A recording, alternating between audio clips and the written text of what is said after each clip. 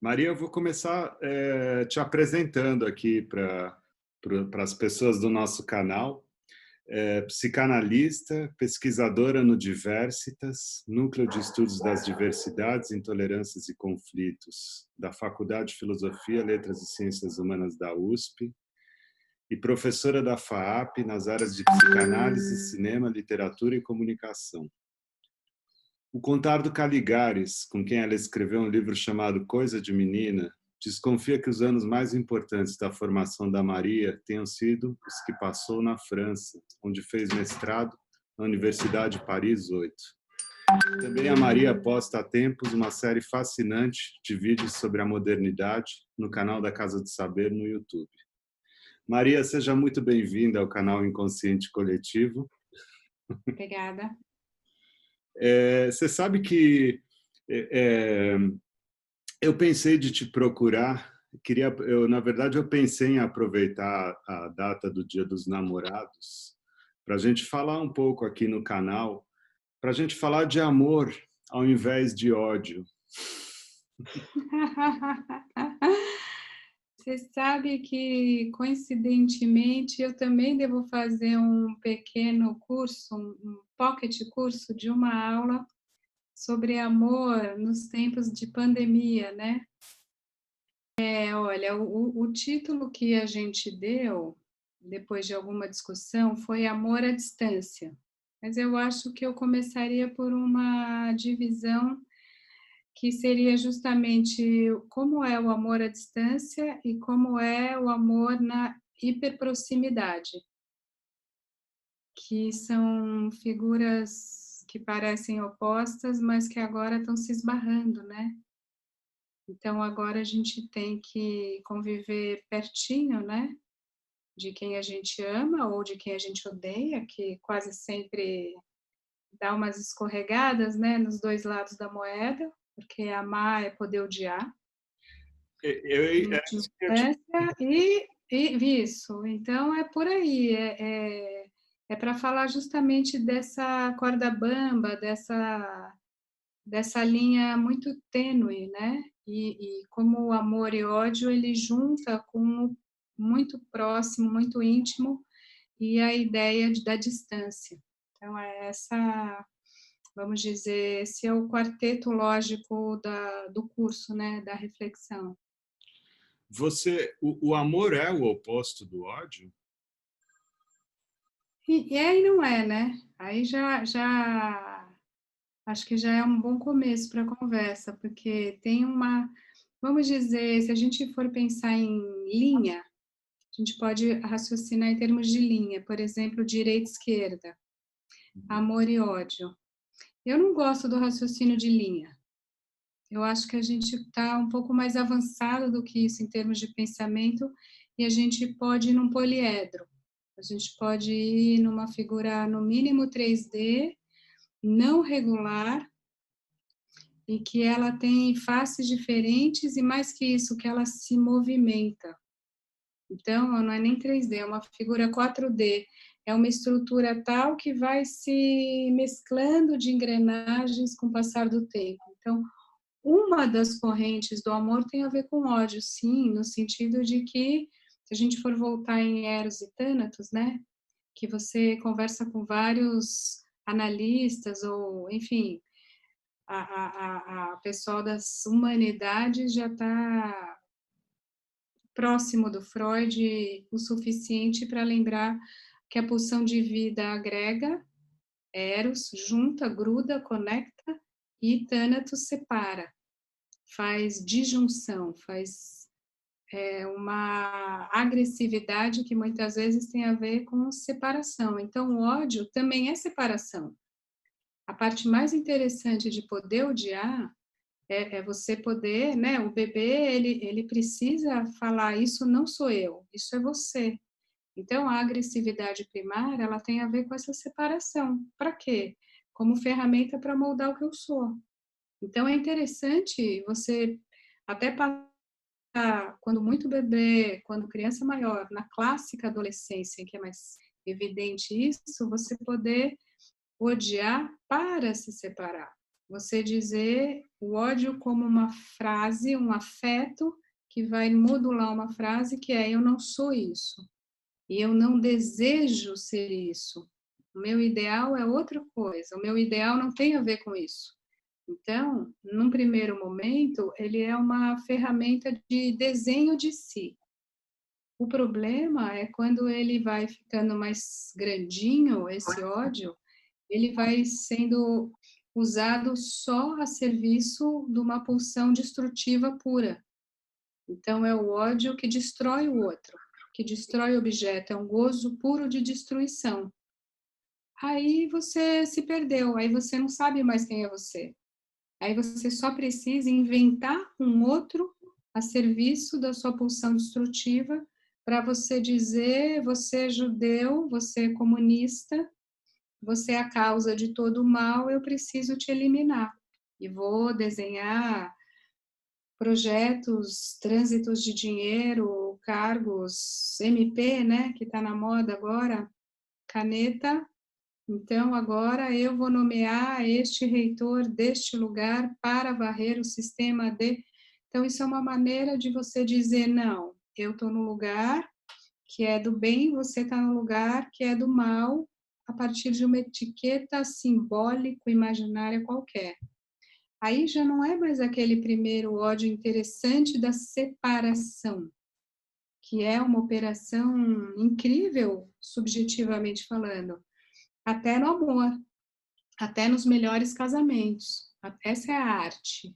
Eu diria, já contei o curso inteiro, já contei o final da história, mas assim, essa é a arte. Como é que você vai dosar o sal e açúcar na sua cozinha? Como é que você vai fazer eros, erotizar e separar? E mesmo o sexo é um pouco isso, né? O sexo não necessariamente é algo que não tem uma certa agressividade. Ele também tem um jogo de força e às vezes de embate que está dentro, como diria o Winnicott, aquele grande teste que a gente faz com o outro, que a gente destrói para ele sobreviver. Agora já mudei o capítulo aqui, já fui várias páginas além, mas assim, a gente também gosta de atacar para que o outro sobreviva. A gente precisa disso, isso é uma operação fundamental para o bebê. Então, a gente tem um jogo também de ter certeza que a gente está vivo e que o outro está vivo a partir de um quase teste de realidade. Então, você vê como o amor e o ódio, a agressão e a sobrevivência, eles estão interligados, né? O, é, a experiência amorosa, como é compreendida hoje em dia no Brasil? Você acha que tem um pacto social para ser reconfigurado? A experiência amorosa geral e os pactos que eles buscam ordenar a experiência amorosa, afetivo-sexual, eles estão em transformação há algumas décadas. E sim, isso é, vamos dizer, um dos efeitos profundos da modernidade, é a radical recolocação dos sujeitos na arena. Isso séculos, 300, 400 anos, a gente sabe, a gente discute. A partir do momento em que você diz todos somos seres racionais, a partir do momento em que você tem a luz da razão, Aufklärung, o iluminismo, quando você diz eu penso e você pensa, e eu sou mulher, você é homem, eu sou pobre, você é rico, você é proprietário de terra, eu sou negra, enfim, mas mesmo assim, nós temos direito a voto, porque a gente pensa. Por que a gente não pode fazer casamento interracial? interclasse, interetnia, interpaís. Então, imagina, isso há 500 anos, 1000 anos, é totalmente absurdo. Isso é exceção da exceção que está dentro de um arquétipo, de um conto de fada, princesa e o plebeu. Hoje você pode juntar, inclusive homem, mulher, homem, mulher e mulher, faz trisal, faz e desfaz, para o horror de um pensamento que se assusta diante dessa reconfiguração e dessa fluidez, né?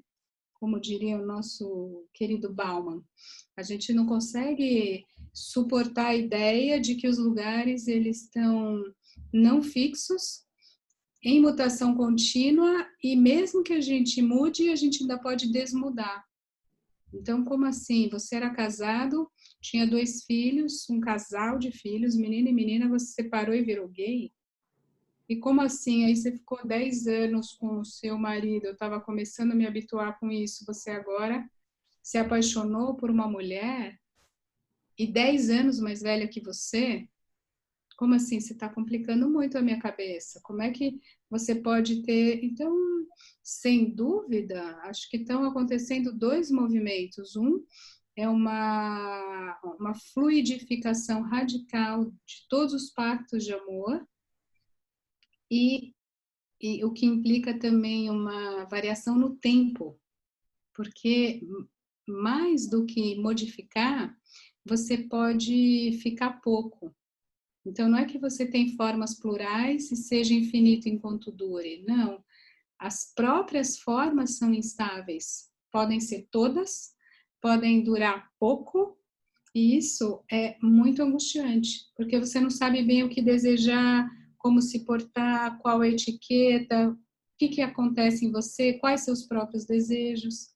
Te assusta profundamente esse caos, essa putaria, essa bagunça. Então, qual é o outro movimento?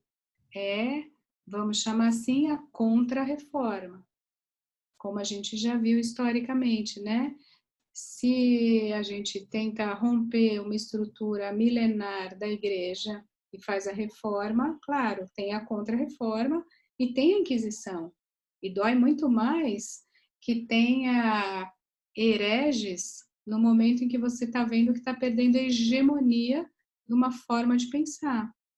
E é o que está acontecendo agora, um movimento que se diz orgulhosamente conservador. E sabe uma coisa que eu percebi vendo aquele outdoor de Manaus? Você viu essa imagem? Não. A galera em Manaus pagou um outdoor e é o seguinte, são homens, todos eles, que colocam uma roupa escura, vários deles com um brasão do Exército Brasileiro, com autorização. Tem CAC, que é um grupo que é ligado ao armamento e que é ligado ao Amazonas. E aí você tem o número tal, todos eles estão assim, estão praticamente uniformizados. É uma certa lógica paramiliciana, e que são talvez uns 8, 10 homens nesse outdoor, mais ou menos semelhantes, com aquela postura assim, e que replicam a frase do presidente na reunião ministerial, que diz: um povo armado jamais será escravizado. Essa imagem eu acho muito significativa do que a gente está vivendo, tanto politicamente quanto privadamente, política pública e política privada. Porque você vê no olhar daqueles meninos uma angústia, você vê um desespero de uma perda de um lugar de potência que seria fálica, que seria masculina, e você vê que uma das grandes matrizes do bolsonarismo é a perdição diante desse novo universo que se configura. É como se a pós-modernidade, vamos chamar assim, essa transformação toda do contemporâneo fosse tão profundamente disruptiva que eu preciso voltar até o meu lugar. Eu preciso ter um lugar de potência, de poder dizer quem você pensa que você é, eu sou isso, eu posso e eu luto por uma causa. Ela tem você se refaliciza. Então, a revolução dita sexual, essa que não é bem o nome que a gente dá, né? Revolução feminista ou revolução sexual, eu diria que é uma revolução subjetiva, né? É isso que eu falava antes, todos podermos ser sujeitos. Essa revolução subjetiva da modernidade que espalha o direito a ser sujeito para todos, ela vai arrastando consigo todas as antigas tradições de uma lógica patriarcal, que é heteronormativa, que normalmente tem um fundo religioso, cristão, no Ocidente e tal. Quando você bagunça isso e coloca o capitalismo, que tira um protagonismo desses sujeitos, que ainda por cima tem pouco poder diante de uma negociação do seu próprio valor, do seu próprio trabalho, e que tem que aprender a ir existindo nas ondas e vão perdendo o seu poder de negociação e vão numa fragilização, vulnerabilização para formar um imenso precariado. Aí você vê o capitalismo mais essa revolução subjetiva, você tem que ter um movimento de defesa que se manifesta dessa forma um pouco bruta e violenta, que está claramente enunciada nesse outdoor. É maravilhoso, é bem didático, é bem claro, e você diz, bom, ok, compreendo a mobilização e lamento o caminho escolhido, porque não vai chegar onde você quer. Nessa... Não vai dar certo, não vai te fazer recuperar um suposto lugar perdido. Assim como a lógica Trump, né? A America First, maravilhoso. Goze o gozo da sua excepcionalidade, como diz um historiador americano. Esse é o problema dos Estados Unidos. Se você se prende nesse gozo de você ser a exceção do mundo e estar em primeiro lugar, e você não consegue se colocar numa posição de estar diante de uma alteridade e aprender. Então, o que você faz? Você abre as portas e as pernas para um vírus e você vai se destruir. E é o que está acontecendo nos Estados Unidos, e a gente, como primo pobre querendo entrar na balada, a gente repete esse tipo de política e a gente está fazendo igual. Você acha que nessa queda de braço entre reforma e contra-reforma, o que deve sair aqui no Brasil? Tem a Se a família tradicional cristã vai vencer? Sim. Não, não vai. Agora, talvez vença. 2022, Bolsonaro de novo? Talvez, num trabalho com, vamos dizer assim, com microprojeções, mas macro história, em termos macro, com certeza. Eu vou te falar, e aí você é radical, hein? Já que você provocou, você é radical. Nem família, nem Cristo. E, assim, eu ainda ousaria dizer, eu não sei nem se vai ter lugar para todo mundo no planeta. Não sei nem qual vai ser a parte respirável do planeta. E não sei nem se a gente vai ter. Isso é o que mais me preocupa de fato, o ponto que eu te diria, não sei, porque a gente ainda tem uma chance de segurar isso, mas será que a gente vai conseguir bloquear o esquema altamente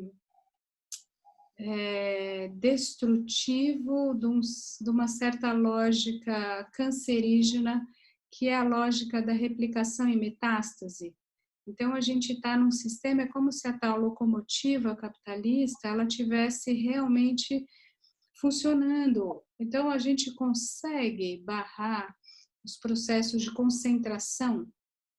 Porque o que é concentrar? Ir pegando, e pegando, e pegando, e pegando cada vez mais poder, cada vez mais potência, cada vez mais dinheiro. Será que a gente vai conseguir fazer realmente um outro tipo de pacto social, não só afetivo, mas também do espaço público? Como é que a gente circula? Isso eu não sei. Isso eu não sei. Eu sei que esta contra-reforma de costumes religiosa moralista, ela está a serviço dessa lógica que é cada vez mais liberal no pior sentido do termo, porque tem sentidos interessantes do termo, né? Mas Então, você falou assim, nem família, nem Deus, é nesse nível mesmo, você acha? a família tal como a gente compreende, família estável, hétero, ó, família, calma. Não é, Vamos lá. família. Eu diria, então, pera, então calma. Só para ficar. Família tradicional cristã, família heteronormativa, com casamentos duradouros, e onde aqueles que são os genitores vivem durante muitos anos com aqueles que eles geraram, não, não, tudo isso, pode explodir tudo isso. Porque a gente tem agora, aí já faz tempo, enfim, faz pouco tempo, em termos de história humana, faz relativamente pouco tempo, porque a gente assinou no Brasil a lei do divórcio em 77. Então, a gente tem, grosso modo, 50 anos de uma simbolização e uma prática em que a gente vai se permitindo fazer a família reconfigurada continuamente, que a gente pode chamar dessa família mosaico. Então, como é que a gente vai viver e vai se procriar como espécie? Como é que a gente vai transmitir a vida? Do jeito que dá. Qual é o jeito que dá? Eu com você agora, a gente faz um filho, a gente se separou, você faz outro, aí eu vou, aquilo que a gente falava no começo. Então, os pactos não vão ser mais tão duradouros e já não são. Mais da metade das pessoas que casam, elas se separam. Então, já acabou. Essa ideia de heteronormatividade e de pacto vitalício, escuta, toda a direção da nossa civilização, inclusive o sistema produtivo, é de tirar o pacto, é de tirar a obrigatoriedade do pacto. O que é a reforma trabalhista?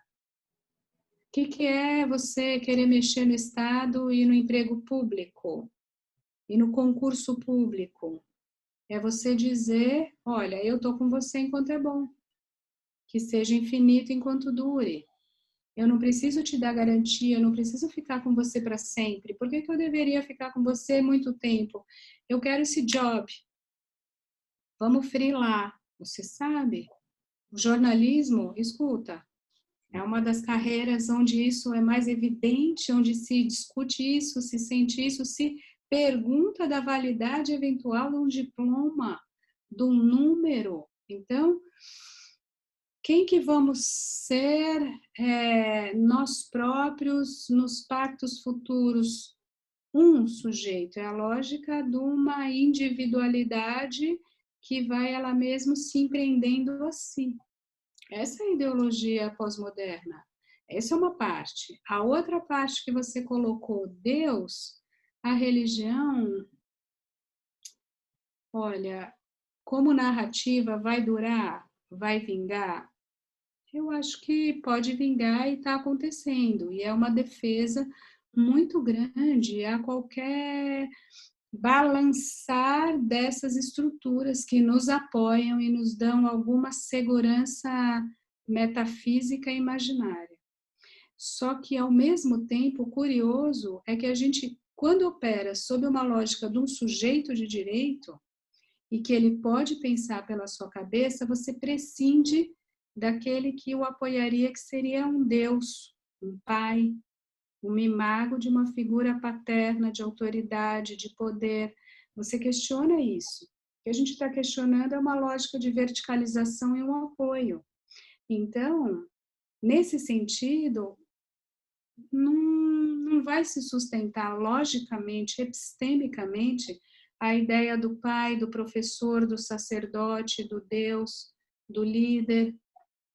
Vai se sustentar como uma figura imaginária para fazer a aglutinação da psicologia das massas. Mas aí você se pergunta, peraí, o cara não era todo mundo aqui PT? Como agora é Bolsonaro? Não entendi.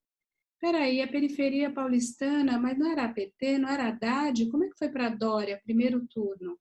Peraí, mas era católico evangélico? Mas peraí, é budista e também? Mas que sincretismo é esse?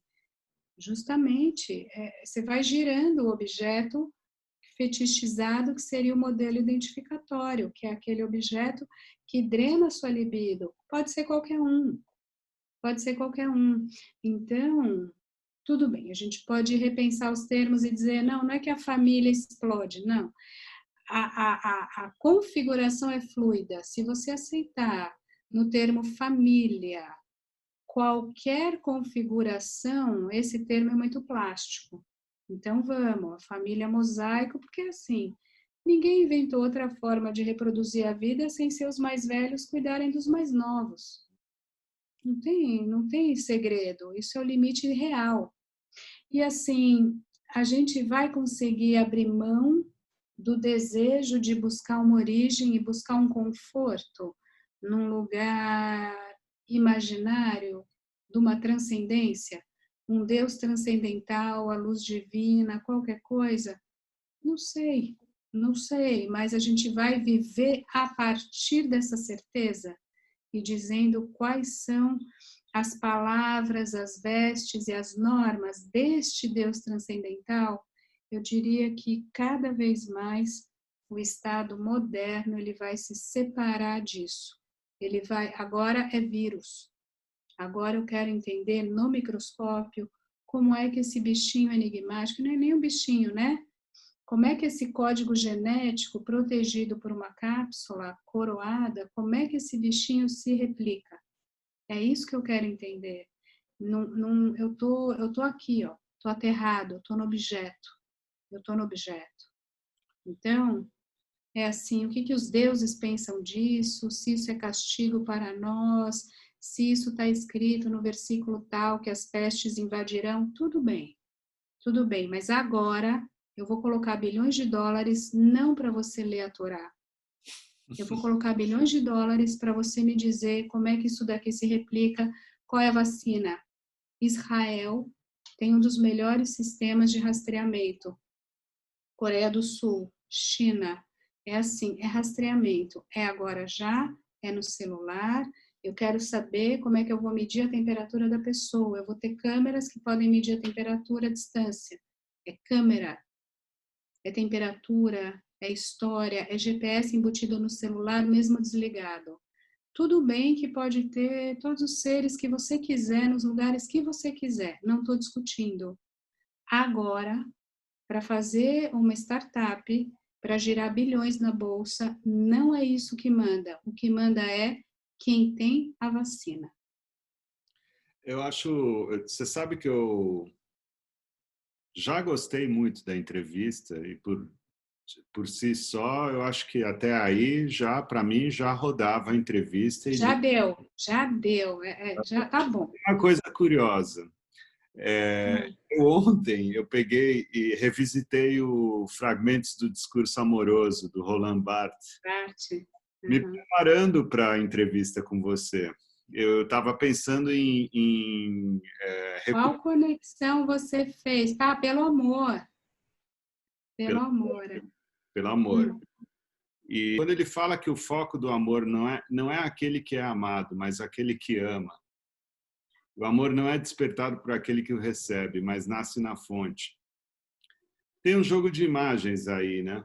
Então, na verdade, talvez eu fiquei me perguntando, e era a pergunta que eu ia te fazer, o que está envolvido na escolha de um parceiro?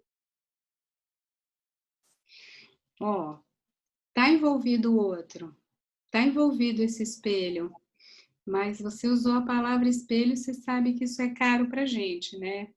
E que o Freud, sobretudo o Freud, ele vai construindo esse raciocínio, e o Lacan, ele é sintético na frase. O Lacan, que com pouquíssimas palavras diz: o amor é narcísico. Então, isso é mais ou menos na direção do Barthes, do Lacan, do estruturalismo francês ou pós-estruturalismo, enfim, do pensamento francês da segunda metade do século XX. O que está sendo dito em alguma medida? A gente entendeu, saindo do pensamento mágico lá atrás do amor cortês, que a gente está, século XII, XIII, XIV, vai construindo na segunda Idade Média a ideia de que eu posso amar a dama, né? E tem milhões de tratados sobre a origem do amor romântico aí. A gente vai saindo dessa magia da seta, do encontro com a dama, com um objeto maravilhoso. A gente tem esse objeto fetichizado no amor, é um objeto que recebe a sombra do ideal, como diria Freud, que é o apaixonamento. Mas o que é receber esse ideal? É o ideal de eu. Então, é um jogo bastante interessante em que eu coloco o meu ideal de eu, que chama assim mesmo, ideal de eu, que é uma face do super-eu, é uma face super-egóica de mim, que eu construí lá atrás, na minha infância, eu não estava nem entendendo o que valia, o que era valor. Aí eu jogo esse ideal aqui e você está passando ali na rua, eu falo: ei, você mesmo, maravilhoso, você tem esse tal traço, pá, você é tudo o que eu sempre quis. E aí eu me confundo, o que eu joguei, o que você é e o que eu... É como se eu tivesse cavalgando, eu jogo uma sela num cavalo que está passando e a sela toda é minha, toda construída. As relações são feitas disso? Sim, por isso que a gente sofre, por isso que depois você cai do cavalo.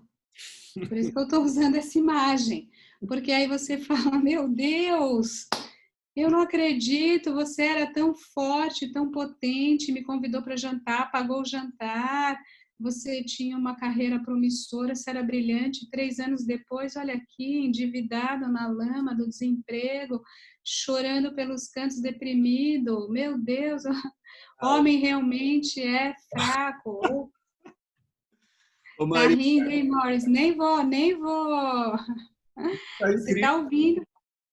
Conversa incrível. Eu ia te perguntar para finalizar e você ir para a sua reunião se você tem alguma mensagem para os namorados depois desse papo todo.